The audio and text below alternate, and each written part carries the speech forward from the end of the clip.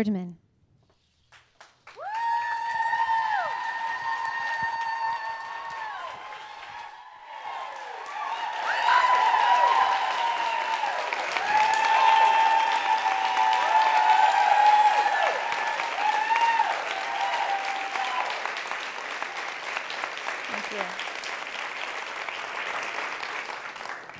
Thank you so much.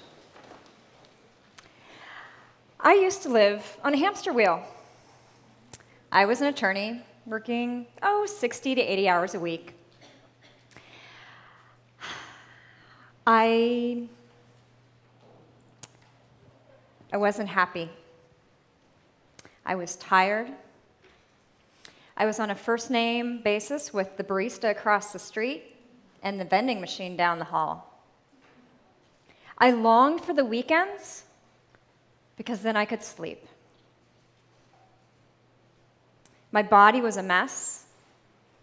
I suffered from chronic sinus infections, digestive issues, and the most god-awful menstrual cramps you can imagine. And I'm sure some of you ladies can. My body was screaming. It was like, stop the madness. Stop this stressful, too fast lifestyle. But I wasn't listening. I had deadlines. I had things to do. I had success to achieve. I didn't want to change, no matter how much it hurt. But everything changed on December 23rd, 2009. That was the day I was diagnosed with multiple sclerosis, an incurable and potentially debilitating disease. When I left the doctor's office, I was scared shitless. I was freaked out. I didn't know what to do. I was tired. So I went home and did what most people do in this situation. I got on the internet.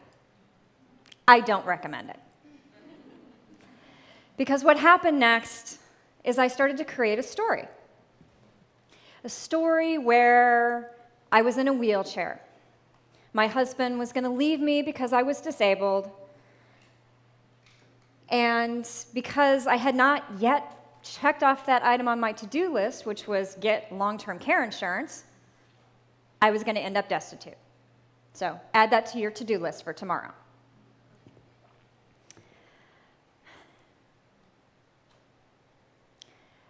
Every time my mind traveled to this really dark place, this voice came up from inside me and it asked, "Is that true?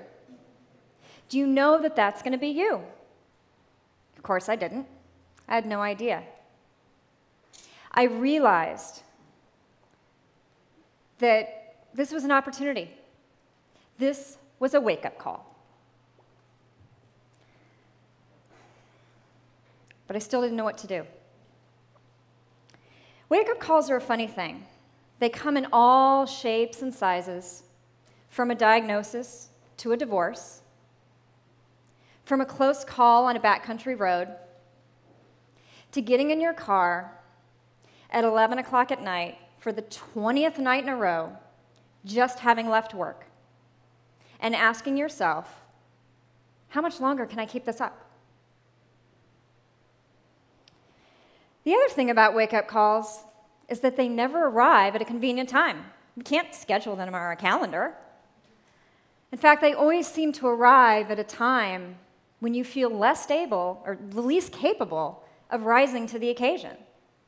You're tired. You feel beaten down. The last thing you want to do is change. But change is what I did. I gathered every nutrition book that I had collected over the last 20 years, and that was a lot. I started to study, and I started to experiment, and I started to change my life. The result is that 40 pounds that I had gained from the vending machine started to fall off. I was no longer tired, and tonight I stand before you defying the predictions of Western medicine both symptom and relapse-free.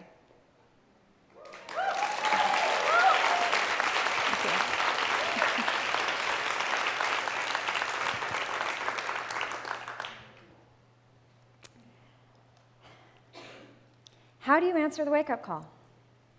What do you do? Because you're so tired. Well, I learned a lot of things in this journey over the last 3 years, things that I want to share with you tonight. The first thing, and if it's the only thing you remember, then my job is done here. That is, within you, within each and every one of you, you have the power to step up and answer the wake-up call. That power is within you, it's within your grasp. It might be even on your bookshelf, but you have the power.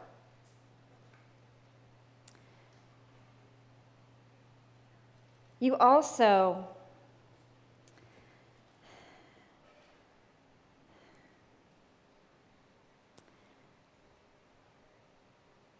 don't have to worry, because everything is within your reach.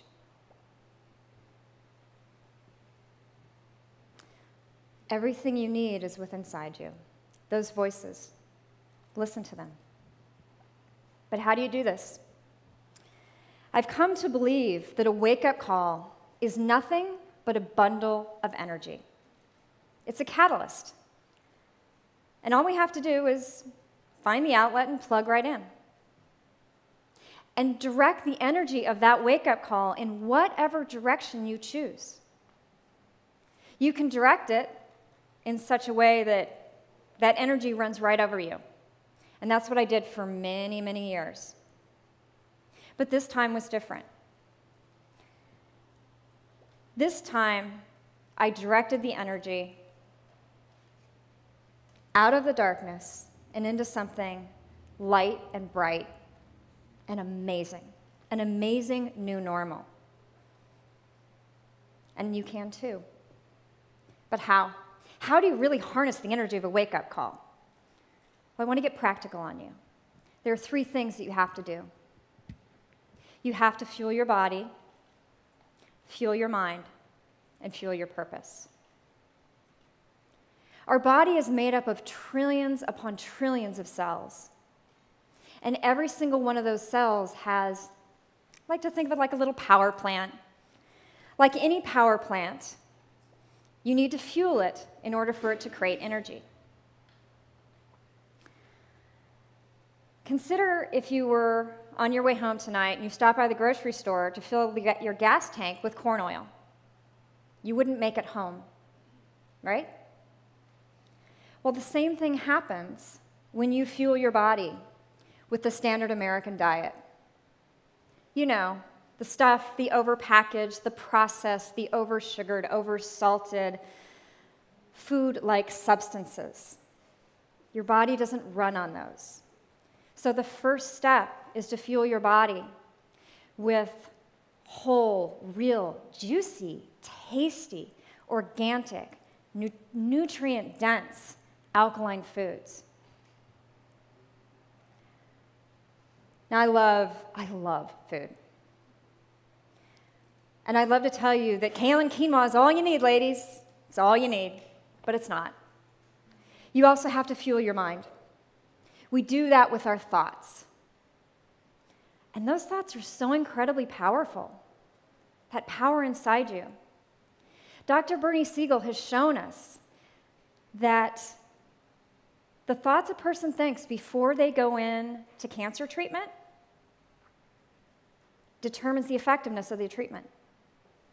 We are that powerful.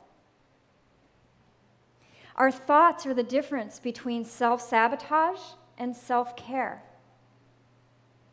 So the second thing you must do is change your thoughts.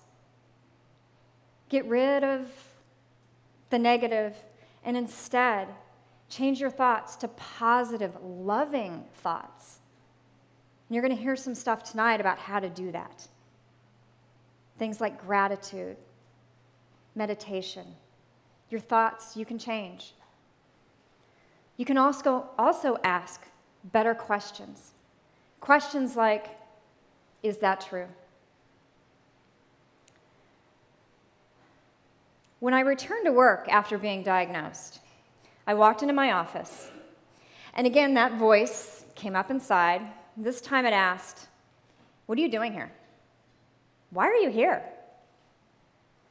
Well, I didn't have a clue, but I knew the job I had at that time was not it. And as much as I would have loved to quit that day, I didn't. Instead, I decided to turn my 6-hour-a-week hobby in pottery into a business as an artist. I threw myself into it.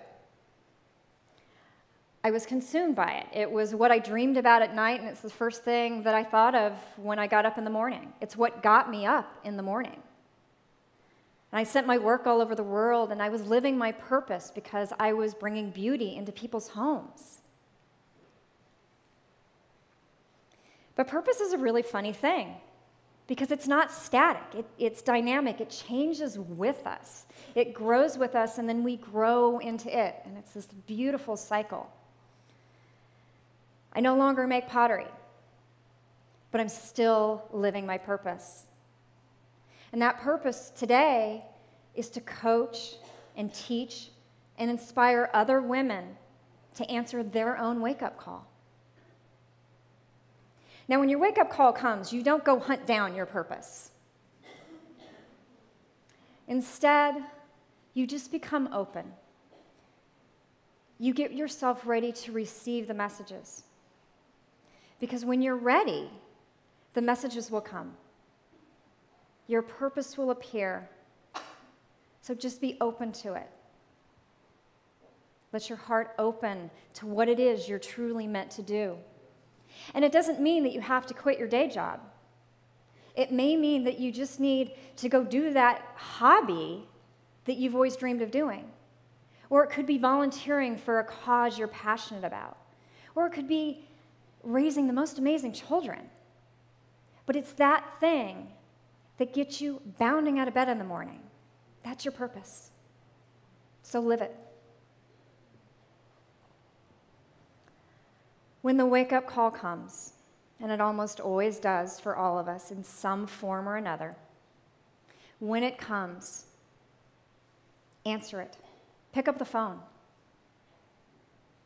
Pick up the phone knowing that you have the power within you and the resources within your reach to create a fabulous, kick-ass new normal. Thank you.